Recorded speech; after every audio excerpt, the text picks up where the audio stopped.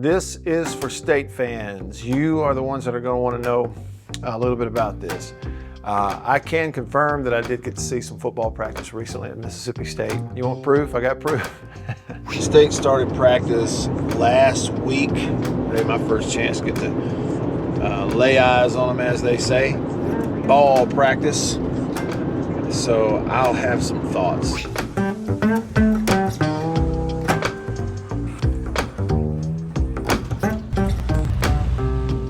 This is more so some general overall thoughts about one position, quarterback. Now, I'll preface all of this. My firm belief is that all of the quarterback talk around the country is overhyped and overrated, and what's going on the line of scrimmage, offensive lineman, defensive lineman, is underappreciated, underrated. Another way to say that, the games are being won and lost on the line of scrimmage. We watch quarterbacks, we watch the ball, we're more concerned about that. You get the belief that that's the most important thing. I'm telling you, it's not. Well, if that's the case, then why do this? Why have a video about quarterbacks? Well, it's because it still is very important, and a lot of people that follow Mississippi State football want to know who the backup quarterback's going to be. I don't think we know for sure yet, but I do think it's pertinent and that you might want to know kind of what I think, what my eyeballs tell me going into the year. So here's a few thoughts about quarterbacks at Mississippi State. First up, I really love watching the way that Blake Shapen operates. Just from a distance, I'm not in the huddle, but just from a distance watching him, I think the word that I would use for him is just smooth. Things seem to really run smoothly when he's in control. Makes sense, right? Because he's an older guy. He's been in college forever. He's been injured a lot, but he's been around for a long time. He's been through more practices and more ball games than anybody else on the roster at that position. And Blake strikes me as a guy who, he's not, like all quarterbacks, you're not perfect. You're going to have some bad plays every now and then, but, just a huge majority of the time, he's doing the right stuff, get in the right formation, make right checks, make right calls, handle the line of scrimmage, snap the ball within the timing of the play, the way it's designed, the ball goes where it's supposed to go, and here we go. We play offense, and as a coach, you can really coach around that, call plays around it, feel comfortable with it. When you have a guy who, like literally 95, 96, 97% of the time, he's running the play and making the right decision every time where the ball should go. And so then when you look at a guy like Shapen in practice compared to younger guys or less experienced guys, they'll do things that flash and they have this great athletic ability, but their miss rate on the read or where the ball should go or seeing what the defense is doing, their miss rate is a lot higher than Blake's. Blake's seeing it, anticipating it, he's doing the right things more often. Younger guys, they might be good play and then bad play, and then good play and then bad play, and then great play. Oh, wow. How in the world? Like he's got tremendous, upside, and then bad play. You know what I mean? It's more of a roller coaster ride with the younger guys. And I just think that's kind of one thing to note about State's quarterback position is that, mentally and just kind of being the operator, being the conductor of the whole symphony. Like Blake's just ahead. A healthy Blake Shapen is fun to watch. He is a really good athlete. Okay, he's a plus athlete. Not a very big guy, but he's a plus athlete. But he can really throw the football. Throws the deep ball really well. Tight spiral, quick release, very accurate on the extended handoff plays, screens and smoke screens and stuff where the ball's got to get there quickly and you can't turn the guy around. He's really good at all those things. He's fun to watch throw the ball. I'm anxious to see the games to see how do you take someone who has always been a tuck it, run it guy, not afraid of contact at all, and that leading to injuries at times? How do you coach that out of a guy? Or do you? Hey, we need you to stay healthy this year, and you need to stay healthy and have a whole year on the field and show everybody what you can do. One thing that's going to help is we don't get you hit as much. Well, one way we're not going to get you hit as much is in those situations where you are running the ball, take what's given, take what's there, but the rest of it, get down. Don't go get the extra and go flying in head first. Well, if your natural tendency, if it's just the way you play, is you tuck the ball and you turn into a running back, Can you flip the switch and eliminate that? Can you flip the switch and just play differently all of a sudden? I don't know. I'm anxious to see if that's going to be the goal, and if it is he going to be able to do that? Okay, so Blake is ahead. Shapen is the experienced guy. To me, he's the guy. And, you know, your best case scenario as a football team is he stays healthy and plays quarterback for you throughout the year. So then you get to the other guys, Kamario Taylor, Croman Hawk, who transferred in from Florida State, who is going to emerge there to be someone that if Blake goes down that you can hand the ball off to and not miss a beat. You know, that's a big question for everybody. Well, it's still really early, but, you know, again, just what I see, some observations. One, you talk about Kamario Taylor, physically and presence and just athletic ability and arm strength. Then a kid is just, he's different than most freshmen.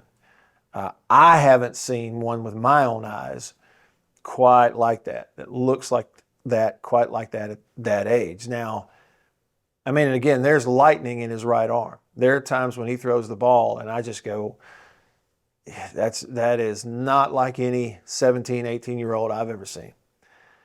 The build, everything. But that's the thing, you know, the 17, 18-year-old part of it is there will be the, you know, the good read, the great throw, and then the next time slow on the read or not see the read or hold the ball and the play kind of breaks down. You're doing a lot of thinking and processing more than really you ever have.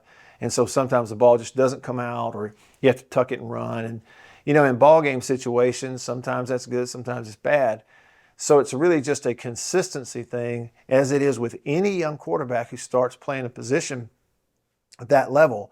It's how many plays in a row can I go without making, you know, a mental mistake or being a little late or getting confused by something the defense is doing? Because if you think a defense in practice can confuse you, you know, run out there on a game day and watch what some of these defenses will do to you if you're inexperienced. And so what a lot of really talented young freshman type quarterbacks do if they get thrown into the mix, they make up for, you know, the inexperience on the mental side by just being great athletes and making some plays and kind of playing ball. You know, every now and then a play will turn into the backyard thing and you do well with that. The problem is it's more difficult to coach around that. Like I said earlier, it's a comfortable thing to coach around a guy who is going to operate the play 19 out of 20 plays exactly like you drew it up, and you're kind of jockeying with the defense, coaching around that.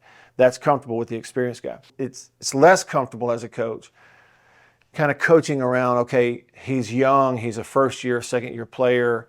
What can he do? What calls is he comfortable with? Okay, we have to eliminate this because he can't run that. You know, he's not seeing it. You know, or if we line up in this, they're going to give us this look, and that confuses him, so we can't do that. You see what I mean? Older guys, you don't have to worry about it. You run what you run, they can handle it all. And so that experience factor is a disadvantage for a guy like Kamario Taylor.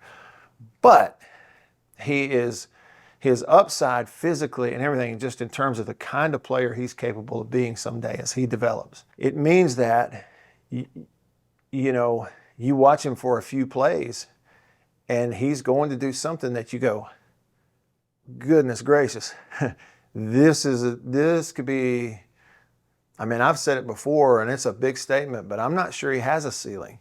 Well, how do you deal with someone that obviously is that, you know, has that kind of potential, with the fact that, you know, the only thing separating him from what he can be is the experience and the time in the saddle, right? Like you can't hurry things up. So how do you deal with that? You just go to practice, you work on it play by play, day by day.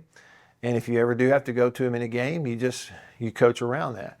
But it's pretty clear to me that in terms of processing things every play, right now Blake Shapen is ahead, and that would be, I mean, naturally would be. And Croman Hawk, the kid from that transferred in from Florida State, you know, he's one that, I mean, it's really easy to see why he was recruited by a lot of people. He's bigger, taller type of athlete than you might think, just looking at paper or looking at film, but you get up next to him and, you know, he's a long arm, tall, rangy kid and built like an athlete and is an athlete. He really moves well. And again, a plus arm. Like I said, it's easy to see why he was recruited by a lot of schools, because when he throws it, it whistles, man. He's got the arm strength. None of that's a question, with any of those guys. And he's actually, Kromenhoek, he's played in games before at Florida State and has a little time in the seat, probably has a little bit of an advantage there. But, does he have the kind of arm that Kamario Taylor has? Well, maybe not. Is he as tall? No. As much upside? I don't know, but he's a really good player. I would say, to sort of wrap up just those random thoughts to you, I would say that you got your quarterback if Blake Shapen's healthy. He can run the show, and he's actually a much better player and certainly a much better thrower of the ball than a lot of people give him credit for. But you just hadn't seen him for a whole year because he's had some injuries. But he can absolutely throw it, and you can see why a guy like Jeff Levy likes him and has liked him now that he's healthy. And then behind Shapen, there's some really talented guys there in those two, one with a little experience, one straight out of high school. But the youngest one in the bunch, I think, has the highest ceiling of all of them. It's just a matter of, how do things play out? When do you get on the field? And you have seen guys like, a Kamario Taylor who has that kind of potential that once they get on the field, you never get them off because they take it over. So I think there's competition there, a lot of it at that position.